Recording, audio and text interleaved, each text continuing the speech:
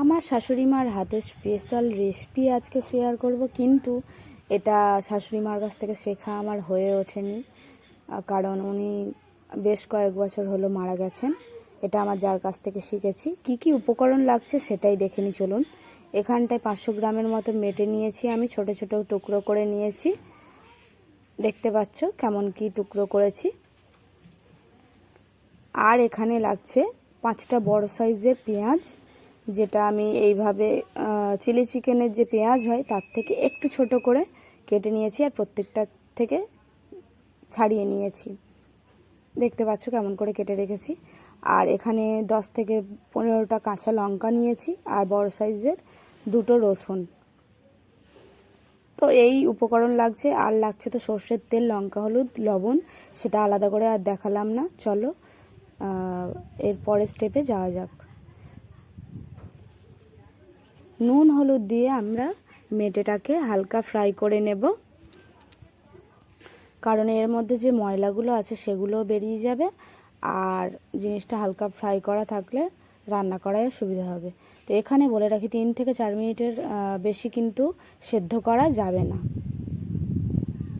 কারণ জিনিসটা হার্ড হয়ে যাবে। তো আমি 3 থেকে 4 মিনিট ভালো করে সেদ্ধ করে নেব। নিয়ে দেখাচ্ছি, দেখো কতটা ময়লা বেরিয়েছে। তোমরা বুঝতে পারছো কি বলতে পারছি না, কতটা ময়লা বেরিয়েছে দেখো। এটা কিন্তু ফ্রেশ জলে ভালো করে 5-7 বার ধুয়ে নিতে হবে।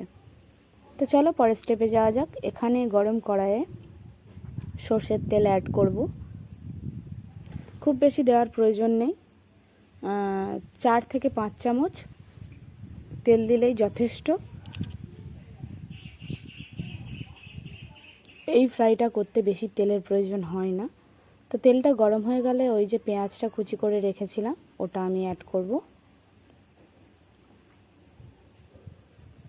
এখানে বলে রাখি, মেটে ফ্রাইটা হচ্ছে বিশেষ করে মুসুর ডালের সাথে, পাতলা মুসুর ডালের সাথে খুব ভালো খেতে হয়। মুসুর ডাল, গরম গরম ভাত, তার সাথে মেটে ফ্রাই, মানে অনবদ্য কম্বিনেশান। তো চলো পেঁয়াজটা এবারে অ্যাড করি। পেঁয়াজটাকে আমরা মিডিয়াম আঁচে ব্রাউন করে ভেজে নেব। পুরো প্রসেসটা কিন্তু মিডিয়াম টু লো আঁচে হবে, হাই ফ্লেমে একদম দিলে চলবে না, তাহলে পুড়ে যেতে পারে, আর পুড়ে গেলে একদম ভালো খেতে হবে না। তো এখানে হালকা করে এখানে লবণ অ্যাড করব।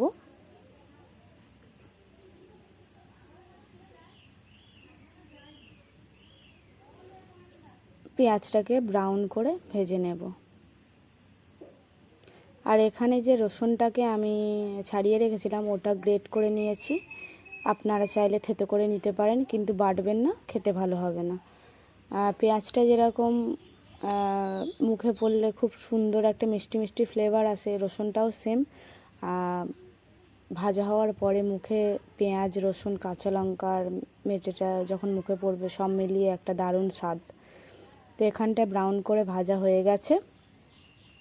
এখানটায় আমি অ্যাড করব কাঁচা লঙ্কা আর ওই যে রসুনটা গ্রেট করে রেখেছিলাম ওটা।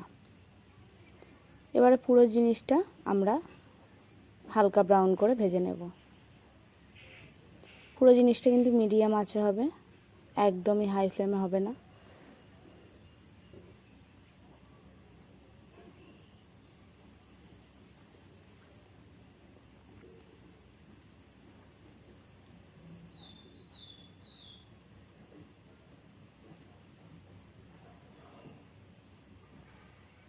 দেখো এখানে কিন্তু ব্রাউন কালার চলে এসছে, বেশি ভাজবো না। আর এর মধ্যে লঙ্কা, হলুদ পরিমাণ মতো দিয়ে দেব, যে যেরকম ঝাল খেতে পছন্দ করে। আর হলুদটা তো আন্দাজ মতো দিয়ে দেবেন।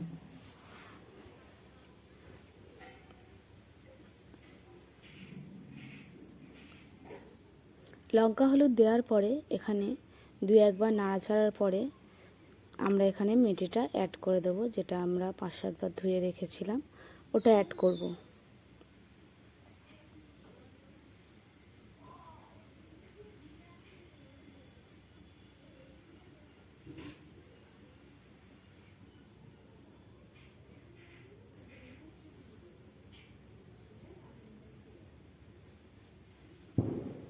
দিয়ে দিলাম মেটেটা।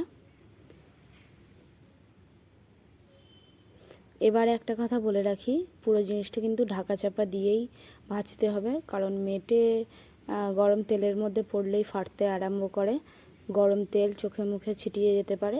তাই জন্য বলবো সাবধানে এটাকে ফ্রাই করবেন, কারণ কড়াতে দিলেই এটা ফাটতে আরম্ভ করে।